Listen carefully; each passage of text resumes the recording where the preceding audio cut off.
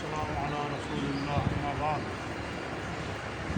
نبی کریم صلی اللہ علیہ وآلہ وسلم نے ارشاد فرمایا کہ اللہ کا ذکر کرنے والا اور نہ کرنے والا ایسے ہیں، ذکر کرنے والا جیسے زندہ ہے اور ذکر نہ کرنے والا ایسا ہے جیسے مردہ ہے۔ اللہ کو جو یاد کرنا، ذکر کا معنی یاد کرنا ہوتا ہے، اور اللہ کا ذکر، اللہ کو یاد کرنے کے لیے اللہ تعالیٰ فرمایا اقیم الصلاۃ ذکری، نماز قائم کرو میرے ذکر کے لیے۔ جو نماز ہے یہ اللہ کا ذکر ہے۔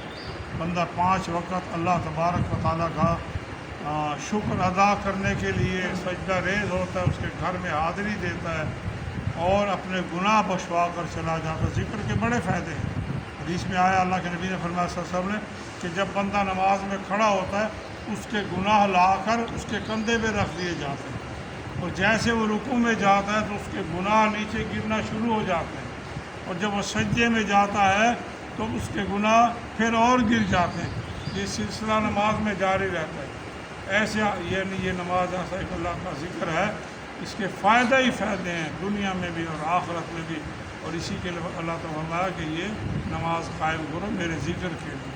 حدیث میں یوں فرمایا اللہ کے پیارے نبی نے صلی اللہ علیہ وسلم نے، افضل ذکر لا الہ الا اللہ، سب سے بہترین جو ذکر ہے وہ ہے لا الہ الا اللہ، اللہ کے علاوہ کوئی معبود برحق نہیں ہے۔ اس بات کا اقرار کرنا یہ بڑی نعمت ہے۔ حدیث میں اللہ کے نبی نے فرمایا 7 آسمان اور 7 زمین ایک پلڑے میں رکھ دی جائیں اور دوسرے ترازو کے پلڑے میں صرف لا الہ الا اللہ رکھ دیا جائے تو ان ساروں پہ وہ وزنی ہو جائے گا صرف لا الہ الا اللہ۔ اس کی اتنی اہمیت ہے کہ ایک کلمہ من کان آخر و کلام لا الہ الا اللہ دخل الجنہ، حدیث کے الفاظ ہے کہ مرتے وقت بندے کی زبان سے اگر یہ نکل گیا کلمہ لا الہ الا اللہ تو وہ جنت میں ضرور جائے گا، چاہے تو اللہ تبارک و تعالیٰ اس کو سزا دے کے جنت میں بھیج دے، یا اللہ تعالیٰ کلمے کی برکت سے اسے معاف فرما دے اور اس کو جنت میں بہشت میں بھیج دے۔